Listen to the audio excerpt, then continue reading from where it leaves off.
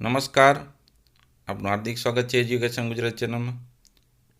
આજે આપણે ધોરણ 8માંના સંસ્કૃત વિષયનું 7મો પાઠ સુભાષિતાની આ પાઠનું સ્વાધ્યાય પોથીનું સંપૂર્ણ સોલ્યુશન વિડીયો માધ્યમ શીખવાનું છે. ચેનલ પર નવા આવ્યો ચેનલ સબસ્ક્રાઈબ કરો, વિડીયો ગમે લાઈક શેર કરજો. પહેલો પ્રશ્ન છે, નીચે આપેલા પ્રશ્નોના સાચા જવાબ માટે યોગ્ય વિકલ્પ પસંદ કરો. પહેલો પ્રશ્ન, કેવી વિદ્યા સમયે કામ આવતી નથી? તો એ છે પુસ્તકોમાં રહેલી. બીજો પ્રશ્ન, કહ વૃક્ષ ધુનયતે?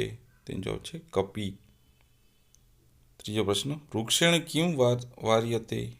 તેનો જવાબ છે તાપમ. ચોથો પ્રશ્ન, વૃક્ષાય જલમ દીયતે? પાંચમું, વૃક્ષમ પર્ણાની પતંતી. આઠમો પ્રશ્ન, વૃક્ષ પરથી શું પડે છે? તો એ છે પાંદડા. સાતમો પ્રશ્ન, પ્રસર શબ્દનો અર્થ શું થાય છે? તો એ છે ફેલાવો. આઠમો પ્રશ્ન, વૃક્ષ પર ખાલી જગ્યા કુંજન કરે છે પક્ષીઓ. નવમો પ્રશ્ન, મિત્રાણી તથા રીપવ કેન જાયંદે? તેનો જવાબ છે વ્યવહારેણ. 10મો પ્રશ્ન, મિત્રો અને દુશ્મનો શાનાથી બને છે? તે છે વ્યવહારથી. 11મો પ્રશ્ન, રીપવ પ્લસ તથા શબ્દનો સંધિ જોડવાનું છે, તે થશે રીપવસ્તથા. 12મો પ્રશ્ન, નદીઃ સ્વયં કિમ પિબંતી? તેનો જવાબ છે અંબ. 13મો પ્રશ્ન, સ્વયમેવ શબ્દની સંધિ છૂટી પાડતા શું થશે? તો થશે સ્વયં વત્તા એવ. 14મો પ્રશ્ન, અંબ શબ્દનો અર્થ શું થાય છે? તે છે જળ. 15મો પ્રશ્ન, વૃક્ષાન કિમ ન ખાદ્યંતી?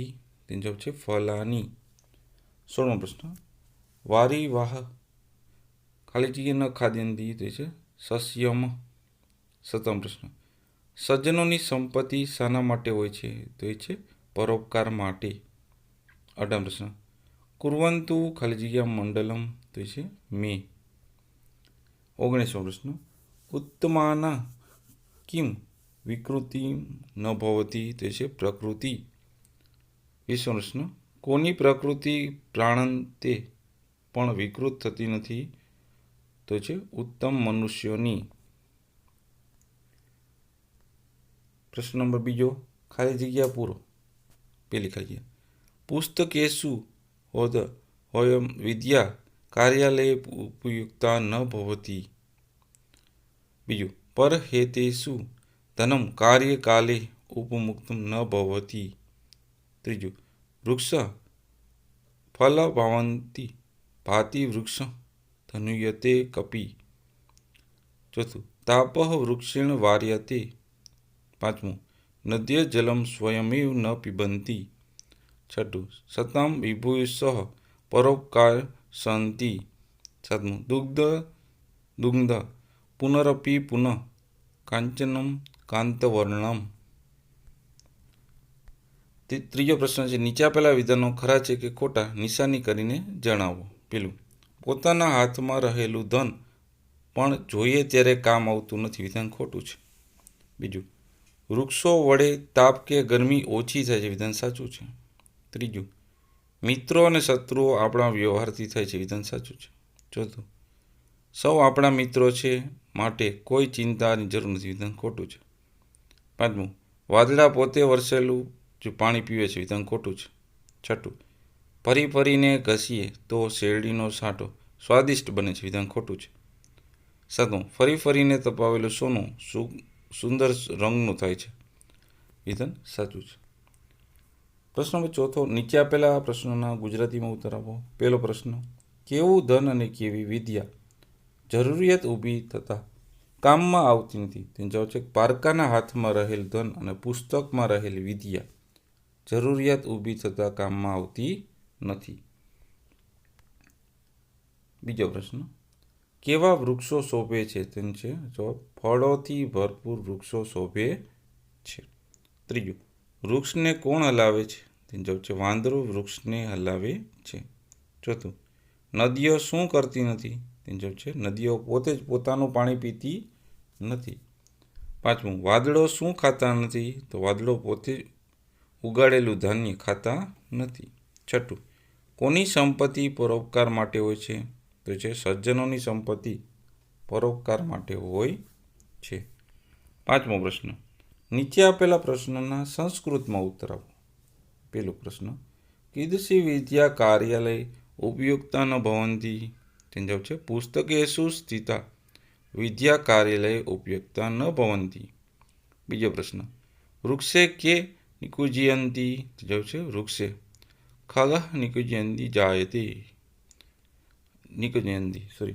ત્રીજો છે મિત્રાણી તથા રીપો કેન જાયંતે? તો મિત્રાણી તથા રીપો મનુષ્ય વ્યવહારેણ જાયંતે. ચોથું, કસ્ય વિભૂતય પરોપકાર સંતિ?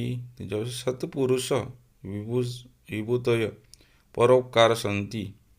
પાંચમું, પંચ નદીના નામાન લિખતું. પંચ નદીના નામાન આ રીતના છે: ગંગા, યમુના, ગોદાવરી, નર્મદા, સરસ્વતી. છઠ્ઠો પ્રશ્ન, સજ્જનાન કિમ વિકૃતમ ન ભવતી? જવાબ છે સજ્જનામ પ્રકૃતિ કદાપી વિકૃત ન ભવંતી. છઠ્ઠો પ્રશ્ન, નીચેના શબ્દોનું શુદ્ધ ઉચ્ચારણ કરો અને લખો. એટલે પાછા શબ્દો લખવાના છે ને ઉચ્ચારણ કરવાનું છે. સાતમો પ્રશ્ન, સંધિ છોડો. ધનુર્યસી તો ધન્ય વત્તા અસી. બીજું છે કસ્ય ચિન્મદ મિત્રમ? તો આવશે કસ્ય ચિત્ત પ્લસ મિત્રમ. ત્રીજું, સ્વયમેવ એટલે સ્વયં વત્તા એવ. પુનરપી પુનઃ વત્તા અપી. આઠમો પ્રશ્ન, સંધિ જોડો. રીપો વત્તા તથા તો રીપો વત્તા પુનઃ વત્તા ચંદનમ પુનઃ ચંદનમ. ત્રીજું, ન વત્તા અંબ નાંભ. ચોથું, ચ વત્તા ઈ વત્તા ઈક્ષુ દંડમ તો ચેવેક્ષુ દંડમ. પાંચમું, ન વત્તા અદંતી તો નાદંતી. નવમો પ્રશ્ન, નીચેના ધાતુનું ઉદાહરણ દર્શાવ્યા પ્રમાણે લખો. તો પા એટલે પીબ એટલે કે પીબંતી, ખાદ એટલે કે ખાદંતી, ગર્જ એટલે ગર્જંતી, વદ વદંતી.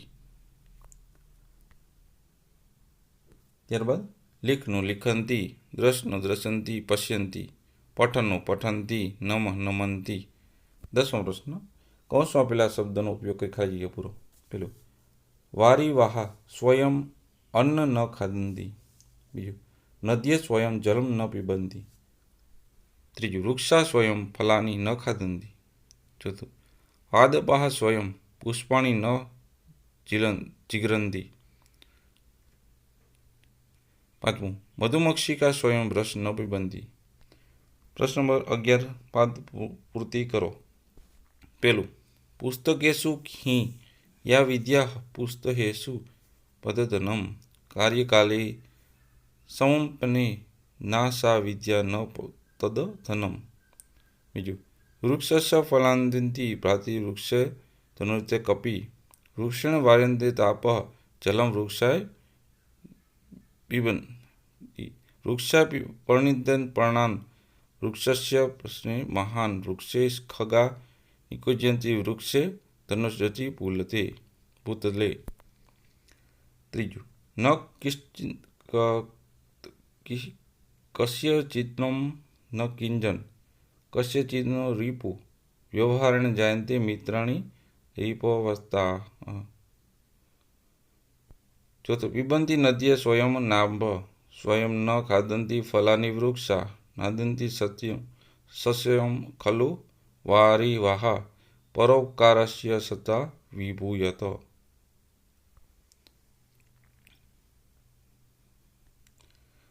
પાંચમું, ગંગા સિંધુ સરસ્વતી ચ યમુના ગોદાવરી નર્મદા કાવેરી સરયુ મહેન્દ્ર તંસ્યા ચમોદિત વેદિકા ક્ષિપા વેત્રી મહાસુરનદી ચા યાજ્ઞિકી પૂર્ણા પૂર્ણજલેમ સમુદ્ર સહિતા કુર્વંતેનો મંડલમ. છઠ્ઠું, દૃષ્ટમ દૃષ્ટમ પુનરપી પુનઃ ચંદ્રમ ચારુગંધનમ છિન્નમ છિન્નમ પુનરપી પુનઃ સ્વાદુ ચેવેક્ષુદનમ દુગ્ધમ દુગ્ધમ પુનરપી પુનઃ કાંચનમ કાંચવર્ણમ ન પર્ણન્તે પ્રકૃતિ વિકૃતિ તિજાતે સજ્જનાનમ. તો આ હતા આપણા પાઠના સ્વાધ્યાય પોથીનું સંપૂર્ણ સોલ્યુશન. જોતા રહો એજ્યુકેશન ગુજરાત ચેનલ. શીખતા રહો. Thank you. આભાર.